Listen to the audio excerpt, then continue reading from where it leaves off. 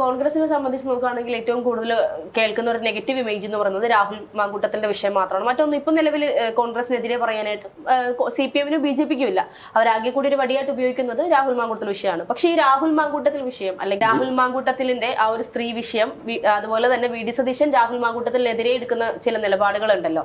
അതായത് അദ്ദേഹത്തെ പാർട്ടിയിൽ നിയമസഭയിൽ വരാൻ പാടില്ല എന്ന് പറഞ്ഞൊരു കടുംപിടുത്തമുണ്ടായിരുന്നു. പാർട്ടിയിൽ നിന്ന് സസ്പെൻഡ് ചെയ്തു. കാരണം ഇതിങ്ങനെ ഒരാളെ ഇങ്ങനെയല്ലേ ചെയ്യേണ്ടതോ. രാഹുൽ മാങ്കൂട്ടം ഒരു ജെന്യൂൻ ആളായിട്ട് എനിക്ക് തോന്നിയിട്ടില്ല. പക്ഷേ ഇതുപോലെയുള്ള പരാതികൾ ഇതിനു മുൻപ് പല നേതാക്കന്മാർക്കിടയിൽ ഒരാൾ മാത്രമാണ് കുഴപ്പമില്ല, ഇത് ഒരുപാട് പേര് വരുന്നുണ്ട്. അജ്മൽ അബീറിന്റെ കേസിൽ അങ്ങനെ ഒരാൾ മാത്രമാണ് കുഴപ്പമില്ല, ഒരുപാട് ആൾക്കാർ വരുന്നുണ്ട്. പക്ഷെ ഇത് പരാതിയായിട്ട് വന്നിട്ടില്ലല്ലോ. മാധ്യമങ്ങൾ മുൻപിൽ വന്നിരുന്ന ഇവർ ആരോപണം പറയല്ലാതെ പരാതി പോലീസിലേക്ക് ചെല്ലുകയൊന്നും ചെയ്യുന്നില്ലല്ലോ. എല്ലാവർക്കും പേടിയുണ്ടാവും. ഇവിടെ മലയാള സിനിമയിലെ ഹേമ കമ്മിറ്റി റിപ്പോർട്ട് അവിടെ പോയി, അത് ഒതുക്കി വെച്ചിരിക്കുകയല്ലേ. പക്ഷേ ഹേമ കമ്മിറ്റി റിപ്പോർട്ട് പുറത്തു വന്നപ്പോൾ പോലും 90% ഫേക്ക് ആയിട്ടുള്ള പരാതികളായിരുന്നു വന്നിട്ടുണ്ട്. പുറത്ത് വന്നിട്ടില്ല, ഇതുവരെ പുറത്ത് വന്നിട്ടില്ല. ഒതുക്കി വെച്ചിരിക്കുക, കമ്മ്യൂണിസ്റ്റ് പാർട്ടി ഒതുക്കി വെച്ചിരിക്കുക. കോൺഗ്രസിലാണ് പുറത്തു വരാൻ ചാൻസ് ഉണ്ട്. പക്ഷേ ഈ പറയുന്നത് പോലെ രാഹുൽ മാങ്കൂട്ടത്തിന്റെ വിഷയത്തിലാണെങ്കിലും പരാതിയുമായി മുന്നോട്ട് വന്നില്ല എന്ന് പറയുമ്പോൾ ഭയമാണെന്ന് പറയുന്നുണ്ടെങ്കിൽ പോലും ഈ പറഞ്ഞ കോംപ്രമൈസിംഗ് നടന്നുണ്ടോ, സെറ്റിൽമെന്റ് നടന്നുണ്ടോ. അവരെ സംബന്ധിച്ച് അവർക്ക് ഫെയിം മാത്രമായിരുന്നു ലക്ഷ്യം രാഹുലിനെ ഉദ്ദേശിച്ചുകൊണ്ട് എന്നാണ് കേസ് നടക്കുന്നുണ്ട്. ഇപ്പൊ സ്ത്രീകൾക്ക് നിയമങ്ങൾ അനുകൂലമാക്കിയത് ഒരുപാട് നെഗറ്റീവായിട്ട് മാറുന്നു. ഇപ്പൊ എന്റെ പേരിൽ ഒരു ട്രാൻസ്ജെൻഡർ കേസ് വന്നു, ഞാൻ ആളെ കണ്ടിട്ടില്ല, ഇതുവരെ കണ്ടിട്ടില്ല, എന്നിട്ടാണ് എന്റെ പേരിൽ വന്നത്. സ്ത്രീകൾക്ക് അനുകൂലമായ നിയമങ്ങൾ മിസ്യൂസ് ചെയ്യുന്നുണ്ട്. അത് എന്തുകൊണ്ട് നോർത്ത് ഇന്ത്യയിൽ കൊണ്ടുവരാൻ കാരണം അവിടെ സിവിലൈസ് സ്ഥലമല്ല, ഒരുപാട് റൂറൽ ഏരിയാസിലെ കൊണ്ട് അന്ന് അത് അവിടെ റേപ്പ് സാധാരണ ഫിലോമിനെ മാറിയപ്പോൾ കൊണ്ടുവന്നാണ്. ഇവിടെ വിദ്യാഭ്യാസമുള്ള ആൾക്കാർ അത് മുതലെടുക്കുകയാണ്. പലർക്ക് ഇപ്പോഴാണ് കുറച്ച് ചേഞ്ച് വന്നത്. നേരത്തെ പറഞ്ഞ ഒരു പെൺകുട്ടി പരാതി കൊടുത്തു കഴിഞ്ഞാൽ തെളിവില്ലെങ്കിലും 2 ആഴ്ച റിമാൻഡിലാണ്. പലരും മാറ്റം വന്നിട്ടുണ്ട്. ഇങ്ങനെ ഒരുപാട് മിസ്യൂസ് ചെയ്യുന്നുണ്ട്. എത്രയോ സെലിബ്രിറ്റീസ് പെട്ടുപോകും. സെലിബ്രിറ്റീസിനെല്ലാം ബുക്കുകയാണ്. ഇങ്ങനെ എനിക്ക് അനുഭവം ഉണ്ടായതാണ്. അങ്ങനെയാണ്. ഇനിയിപ്പോ ഇതിന്റെ പേരിൽ ഒരാൾ ആത്മഹത്യ ചെയ്യാൻ എന്തായിരിക്കും അവസ്ഥ? ഒരു കാരണമില്ലാതെ 2 ദിവസം TV ചാനലിൽ എന്റെ ഫോട്ടോ വന്നത് ട്രാൻസ്ജെൻഡർ കേസുള്ള വേറെ ആളാണെങ്കിൽ ആത്മഹത്യ ചെയ്തേ. അങ്ങനെയാണെങ്കിൽ എന്തായിരിക്കും സംഭവം? രാഹുൽ മാങ്കൂട്ടത്തിന്റെ വിഷയത്തിൽ ഇതുപോലെ ട്രാൻസ്ജെൻഡേഴ്സും അതല്ലാതെയുള്ള സ്ത്രീകളൊക്കെ പരാതിയുമായി വന്നു. ഒരു പക്ഷേ പക്ഷേ നമുക്ക് മനസ്സിലാക്കാൻ സാധിക്കുന്നത് മറ്റു പാർട്ടികളിൽ പ്രത്യേകിച്ച് CPM-ന്റെയും BJP-ന്റെയും ആണുങ്ങൾക്കേ കുഴപ്പമില്ല. ഇപ്പൊ നീരജൻ സിനിമ കണ്ടപ്പോൾ ഒരു പെണ്ണ് ആണിന്റെ അടുത്ത് സെക്സ് റിക്വസ്റ്റ് വെച്ചാൽ കുഴപ്പമില്ല, ഒരു ആണിന് പെണ്ണിന്റെ അടുത്ത് വെച്ച് ചെയ്യുന്ന പ്രശ്നമാണ്. അല്ല, രാഹുലിന്റെ വിഷയത്തിൽ ഞാൻ ചോദിക്കട്ടെ, ഇപ്പോ ഈ പരാതികൾ വന്നു എന്ന് പറയുമ്പോൾ പോലും ഒരുപക്ഷെ രാഹുൽ ഇതുപോലെ എന്തെങ്കിലും ചെയ്തിരുന്നുവെങ്കിൽ ട്രാൻസ്ജെൻഡർ ആയിട്ടുള്ളവരും അല്ലാതെയുള്ള സ്ത്രീകൾ രാഹുലിനെതിരെ പരാതിയുമായി വന്നു, പക്ഷെ തെളിവുകളൊന്നും നിലവിലില്ല എന്ന് നമുക്ക് മനസ്സിലാക്കാൻ സാധിക്കുന്നത്.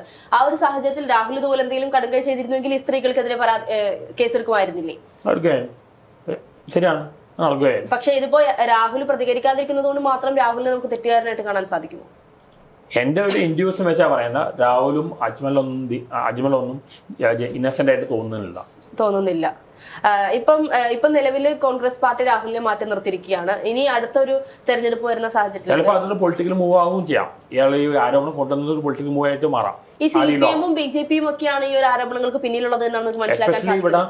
ഈ കേരളത്തിൽ നിന്നല്ല, ഈ ലോകത്ത് തന്നെ സ്ത്രീ വിഷയം വന്നതിന് ഒരാളുടെ ജീവനം പോക്കാണ്. അതെ, തീർച്ചയായിട്ടും. അഡോൾഫ് ഹിറ്റ്ലറിനെക്കാട്ടും മോശം ഇമേജ് ആണ് ബിൽ ക്ലിന്റണിനുള്ളത്. ഇവിടുത്തെ അവസ്ഥ അതാണ്. ഒരു പെണ്ണ് കേസ് വന്നാൽ മതി ഒരാളുടെ ജീവനം പോവാൻ. പക്ഷേ ഈ പറയുന്ന പരാതിക്കാരിയായിട്ടുള്ള പെൺകുട്ടികൾ എല്ലാവരും തന്നെയും CPM-ന്റെ വേദിയിൽ പിന്നീട് നമ്മൾ കണ്ടിട്ടുണ്ടായിരുന്നു. സ്വാഭാവികമായിട്ട് നമുക്ക് മനസ്സിലാക്കാൻ സാധിക്കുന്നത് CPM ഒക്കെ ഇതിന് പിന്നിൽ കളിച്ചിട്ടുണ്ട് രാഹുലിനെ തകർക്കാൻ, അല്ലെങ്കിൽ കോൺഗ്രസ്. പണ്ട് സോളാർ കേസ് മറ്റേ എന്റെ പേര് ഉമ്മൻചാണ്ടിന്റെ പേരിൽ കൊണ്ടുവന്ന പിന്നില്ല, വേറെ കമ്മ്യൂണിസ്റ്റ് പാർട്ടിക്ക് പങ്കിട്ടുണ്ടല്ലോ. ഇങ്ങനെ പല കളിയും നടക്കുന്നുണ്ട്. പക്ഷെ എനിക്ക് പറയാനുള്ള ഇവരാരും വർക്ക് ചെയ്യേണ്ട പാർട്ടിക്ക് വേണ്ടി മാത്രമല്ല, ജനങ്ങൾക്ക് വേണ്ടി പ്രവർത്തിക്കണം. പാർട്ടിക്ക് വേണ്ടി മാത്രം വെച്ചിട്ട് കാര്യമില്ല. പാർട്ടിക്ക് വേണ്ടി അല്ല, അവർക്ക് വേണ്ടി മാത്രം പ്രവർത്തിക്കണം. അവരുടെ സ്വാർത്ഥ താല്പര്യം, അതുകൊണ്ടാണ് അഴിമതി വരുന്നത്. അവർക്ക് സൊസൈറ്റിയോട് കമ്മിറ്റ്മെന്റ് ഇല്ല. ഇവിടെ എനിക്ക് നെറ്റ് ഉണ്ട്, JRF ഉണ്ട്, ഗേറ്റ് ഉണ്ട്, 3 ഉണ്ട്. പക്ഷെ ഇവിടെ ഒരു അസിസ്റ്റന്റ് പ്രൊഫസർ ആവണമെങ്കിൽ പൊളിറ്റിക്കൽ ഇൻഫ്ലുവൻസും ബ്രൈബും വേണം. ഇവിടെ സഹാക്കളുടെ ഭാര്യമാരെല്ലാം അസിസ്റ്റന്റ് പ്രൊഫസേഴ്സ് മറ്റേക്കുകയാണ്. ഇവിടെ അഴിമതി നടക്കണം. എനിക്ക് P. രാജീവ് എനിക്കറിയാം, എൻ്റെ ഫാദർ വെച്ചപ്പോൾ വന്നതാണ്. പക്ഷേ പുള്ളിയെ പോലെ ഒരു കാര്യം അക്സെപ്റ്റ് ചെയ്യാൻ പറ്റാത്തത്, പുള്ളി എന്തിനാണ് ഈ പിണറായി വിജയൻ പോലെ ഒരാളെ സപ്പോർട്ട് ചെയ്യുന്നത് മനസ്സിലാവുന്നില്ല. പുള്ളിയെ കൂടുതൽ നടക്കണം എന്തിനാണ്? അത് നമ്മുടെ അതായത് CPM-നെ സംബന്ധിച്ച് CPM-ന്റെ മുഖ്യമന്ത്രി ആകുമ്പോൾ സ്വാഭാവികമായിട്ടും CPM-ന്റെ LDF-ന്റെ മന്ത്രി ഈ പറയുന്ന LDF വിഭാഗത്തിൽ പെടുന്ന രണ്ട് ഭാഗമുണ്ടല്ലോ. CPI 2 ഭാഗമുണ്ടല്ലോ. അത് ജോയിൻ ചെയ്യേണ്ട ആവശ്യം പുള്ളിക്കില്ല. കിറ്റക്സ് പോലും പോകാൻ കാരണം പുള്ളി കാരണമാണ് പിന്മാറാൻ കാരണം.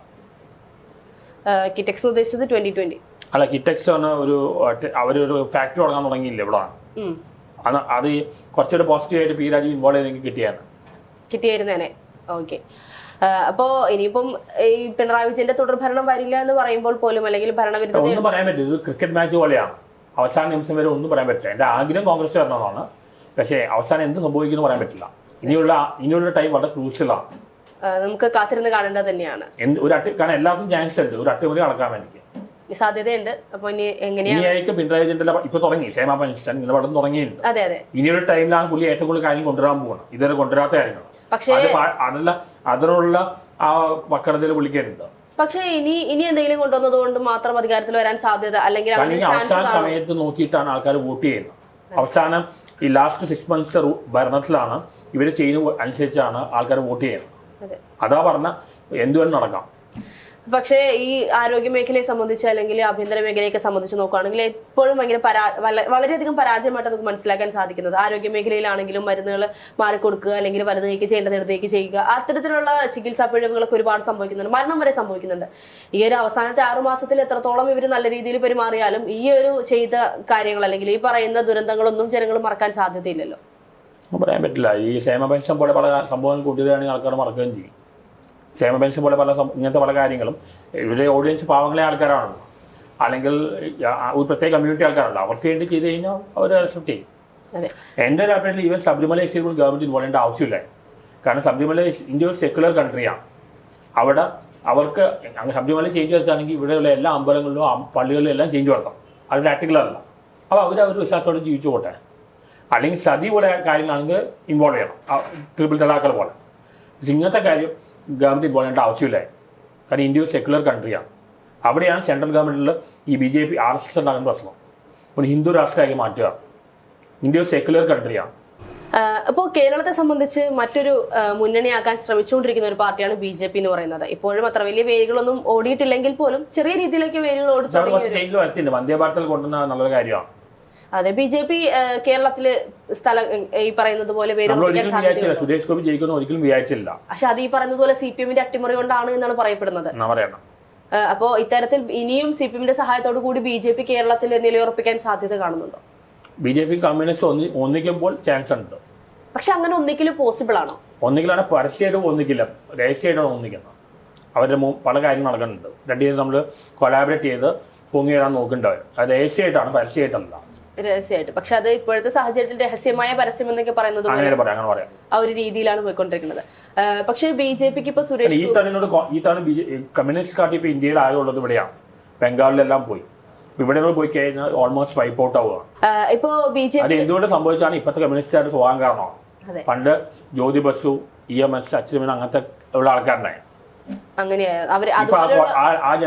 ഇപ്പോൾ ഉള്ള ഒരാൾക്കും ഒരു ക്വാളിറ്റി ഇല്ല. അവരെ പോലുള്ള നേതാക്കന്മാർ രാഷ്ട്രീയ കമ്മ്യൂണിസ്റ്റ് മാനിഫെസ്റ്റോ എന്താ പോലും അറിയില്ല. അതുപോലെ ഈ രാമലീല സിനിമയിൽ ദിലീപിന്റെ കഥാപാത്രം പറഞ്ഞ ഡയലോഗ് ഉണ്ട്, എനിക്ക് ദാസ് ക്യാപിറ്റലോ കമ്മ്യൂണിസ്റ്റ് മാനിഫെസ്റ്റോ വായിച്ച് മനസ്സിലാക്കാനുള്ള ബുദ്ധിയില്ല. എനിക്ക് ആകെയാണ് ഈ കളികളാണ്. ഈ കളിയാണ് ഇവിടെ നടക്കുന്നത് എല്ലാ ഫീൽഡും കേരളത്തില്. അത് പക്ഷേ ഇന്ന പാർട്ടി ഒന്നുമില്ലല്ലോ, എല്ലാ പാർട്ടിയിലും ഇതൊക്കെ തന്നെ. പാർട്ടികൾ മാത്രമല്ല, എല്ലാ ഫീൽഡും കോർപ്പറേറ്റിന്റെ കയ്യിലാണ് എല്ലാ ലോവും. എഡ്യൂക്കേഷൻ ഫീൽഡ് ആയാലും മെഡിക്കൽ ഫീൽഡ് ആയാലും സ്പിരിച്വൽ ആയാലും സോഷ്യൽ വർക്ക് എല്ലാം കോർപ്പറേറ്റ് കൺട്രോൾ ചെയ്യുന്നത്. അങ്ങനെയാണ്. പിന്നെ ഇപ്പോൾ BJPയുടെ കാര്യം പറഞ്ഞല്ലോ. അപ്പോൾ സുരേഷ് ഗോപിയാണ് ഇപ്പോൾ നിലവിലെ BJP MP കേരളത്തിൽ നിന്നുള്ള ഏക MP ആയിട്ട്. സുരേഷ് ഗോപിയാണ് ഒരു ഇമോഷണൽ പേഴ്സണാണ്, വികാരജീവിയാണ്. ഒരു രാഷ്ട്രീയക്കാരനെ ഒരു ഉത്തരവാദിത്ത സ്ഥാനം ഹാൻഡിൽ ചെയ്യാൻ പറ്റിയ ആളല്ല എന്നാണ് എനിക്ക് തോന്നുന്നത്. പക്ഷെ അദ്ദേഹം നല്ല മനുഷ്യനൊക്കെ ഒരുപാട് ഗുണം ചെയ്തിട്ടുണ്ട്. വല്ല പുള്ളിയുടെ ഇമോഷൻസ് ആവുന്ന പുള്ളി കൺട്രോളില്ല. ഇമോഷൻസിന് ഏറ്റവും മെയിൻ ആയിട്ടുള്ളത് ടെമ്പർ. അദ്ദേഹത്തിന്റെ ദേഷ്യമാണ് ഏറ്റവും കൂടുതൽ അദ്ദേഹം പുറത്ത് കാണിച്ചുകൊണ്ടിരിക്കുന്നത്. സ്റ്റഡി ആയിട്ടുള്ള മാനസികാവസ്ഥയില്ല. അല്ല, അദ്ദേഹം ഇപ്പൊ പറയുന്നത് അദ്ദേഹത്തിന് രാഷ്ട്രീയം താല്പര്യമില്ല, സിനിമയിലേക്ക് തിരിച്ചു പോവാണ്, രാഷ്ട്രീയം വിടുകയാണ്. രാഷ്ട്രീയത്തിൽ കയറാൻ നോക്കിയത് അത് സിനിമയിൽ നിൽക്കില്ല, രാഷ്ട്രീയത്തിൽ നിൽക്കില്ല, എവിടെയും നിൽക്കാത്ത ഒരു സ്റ്റേബിൾ അല്ലാത്ത പേഴ്സണാലിറ്റിയാണ്. സിനിമയിലും പിന്മാറി ആണ് രാഷ്ട്രീയത്തിൽ പോകാം. ഇപ്പൊ രാഷ്ട്രീയം വിട്ട് സിനിമയിലേക്ക് പോകാം. രാഷ്ട്രീയത്തിലേക്ക് വരാൻ താല്പര്യമില്ലായിരുന്നു. BJPയുടെ നിർബന്ധം കൊണ്ടാണ് അദ്ദേഹം രാഷ്ട്രീയത്തിലേക്ക് വന്നത് എന്നാണ് അദ്ദേഹം. പുള്ളിക്ക് താല്പര്യം ഉണ്ടായിരുന്നു. അല്ലെങ്കിൽ പുള്ളി സിനിമയിൽ മാറിക്കേണ്ട ആവശ്യം ഉണ്ടായിരുന്നു. മോഡിയായിട്ടുള്ള അടുപ്പം ഉണ്ടായിരുന്നു. അദ്ദേഹം സിനിമയിൽ നിന്ന് മാറി നിന്നിട്ടില്ലല്ലോ ഈ അടുത്ത ഇടയ്ക്കൊരു ഗ്യാപ്പ് ഉണ്ടായിരുന്നു, അത് കഴിഞ്ഞ് ഇപ്പോഴാണ് വന്നത്. ഇടയ്ക്കൊരു ഗ്യാപ്പ് ഉണ്ടായിരുന്നു. ഗ്യാപ്പ് ഉണ്ടായിരുന്നു. അപ്പോൾ ഈ ഒരു വീണ്ടും സിനിമയിലേക്ക് സജീവമാകും. അത് വേണം പുള്ളിക്ക് അറിയാം, മമ്മൂട്ടി പോലെ ആകാൻ പറ്റില്ല, എന്നാൽ പിന്നെ രാഷ്ട്രീയത്തിലൂടെയും പോകണ്ടേ. ഇതാണ് ഗണേഷ് കുമാർ കാണിച്ചത്. പക്ഷേ രാഷ്ട്രീയത്തിലൂടെ പച്ചപിടിക്കാൻ സുരേഷ് ഗോപിനെ കൊണ്ട് സാധിച്ചില്ലല്ലോ. അത്ര പറ്റിയില്ല. അത് തന്നെയാണ് ഗണേഷ് കുമാർ ശ്രമിച്ചത്. അതുകൊണ്ടാണ് അദ്ദേഹം രാഷ്ട്രീയത്തിൽ. പക്ഷേ ഗണേഷ് കുമാറിനെ സംബന്ധിച്ച് നോക്കുകയാണെങ്കിൽ ഗണേഷ് കുമാറിന് കഴിവുണ്ട്, PR വർക്കിൽ നടക്കുന്നുണ്ട്. പക്ഷെ ആള് ജെന്യൂൻ ആളല്ല. പുള്ളിയുടെ ഫാദർ നല്ല കഴിവുള്ള ആളായിരുന്നു, ബാലകൃഷ്ണ നല്ല കഴിവുള്ള ആളാണ്. പക്ഷേ ഈ ഗണേഷ് കുമാർ കുറേ നന്മമാരും കുറേ കാണിക്കുന്നുണ്ട്. പക്ഷെ ഉള്ളിൻ്റെ ഉള്ളിൽ നല്ല മനുഷ്യനല്ല. അദ്ദേഹത്തിൻ്റെതായിട്ടുള്ള ഒരുപാട് ഇപ്പം ഗണേഷ് കുമാർ PR വർക്ക് നടത്തുന്നുണ്ട് പുള്ളി. അതെ, പക്ഷെ PR വർക്ക് നടക്കുന്നുണ്ടെങ്കിലും ഇന്നലെ കേട്ടോ ഒരു പാസ്റ്ററിന്റെ ഒപ്പം ദൈവം എന്തോ മൊബൈലിൽ സംസാരിച്ചെന്ന് പറഞ്ഞു. എന്തൊക്കെ മലയാളികൾ ഇത്രയും പൊട്ടന്മാരാണ്. ദൈവം മൊബൈലിൽ സംസാരിച്ചു വന്നു ഒരു പാസ്റ്ററിന്റെ ഒപ്പം. ജീസസിനെ വിളിക്കുന്നു.